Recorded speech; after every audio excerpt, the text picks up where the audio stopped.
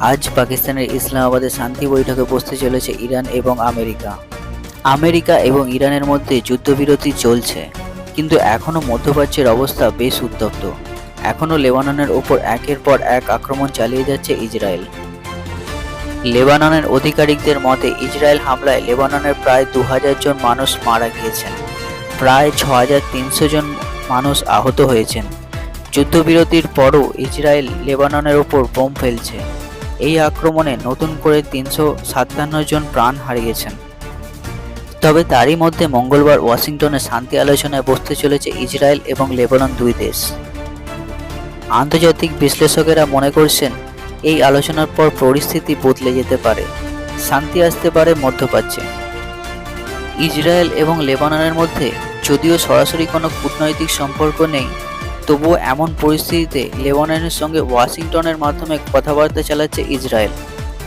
Lebanon এবং ইসরায়েলের যুদ্ধবিরতি নিয়ে আগামী মঙ্গলবার ওয়াশিংটনে বসতে চলেছে প্রথম শান্তি বৈঠক।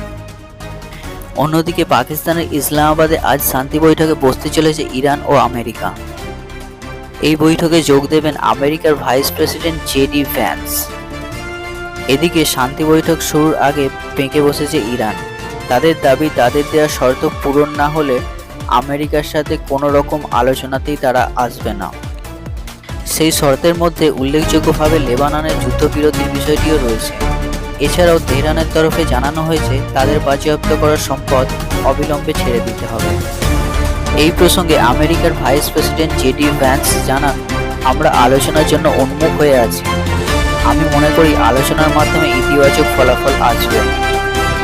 এই প্রসঙ্গ টেনে জেডি ভ্যান্স আরও জানান, যদি ইরান সদিচ্ছার সঙ্গে আলোচনা করতে চায় তবে আমরা অবশ্যই সাহায্যের হাত বাড়িয়ে দিতে প্রস্তুত, কিন্তু তারা যদি আমাদের সাথে খেলতে চায় তবে তার ফল অবশ্যই ভুগতে হবে। ইসলামাবাদে আমেরিকা ইরান আলোচনা শুরুর প্রাক্কালে নিউ ইয়র্ক টাইমসকে দেওয়া একটি সাক্ষাৎকারে মার্কিন প্রেসিডেন্ট ট্রাম্প হুঁশিয়ারি দিয়েছেন, যদি ইসলামাবাদ আলোচনায় ফলপ্রসূ না হয় তবে ইরানের ওপর হামলা চালাতে প্রস্তুত রয়েছে মার্কিন যুদ্ধজাহাজগুলি। তার কথায়, আমরা সবকিছু নতুন করে শুরু করছি। আমরা জাহাজগুলিতে সেরা অস্ত্র এবং বারুদ বোঝাই করছি। এর আগে যা ওদের বিরুদ্ধে ব্যবহার করেছিলাম ওগুলি তার চেয়ে অনেক উন্নত। যদি চুক্তি না হয় সেগুলিকে আমরা ব্যবহার করব। ইসলামাবাদে আলোচনার টেবিলে বসতে চলেছে আমেরিকা এবং ইরান, মধ্যস্থতাকারী পাকিস্তান। ইসলামাবাদকে আজ আঁটোসাঁটো নিরাপত্তায় মুড়ে ফেলা হয়েছে। বৈঠক কি ফলপ্রসূ হবে নাকি ভেস্তে যাবে তা নিয়ে ক্রমশ উত্তেজনার পারদ চড়ছে।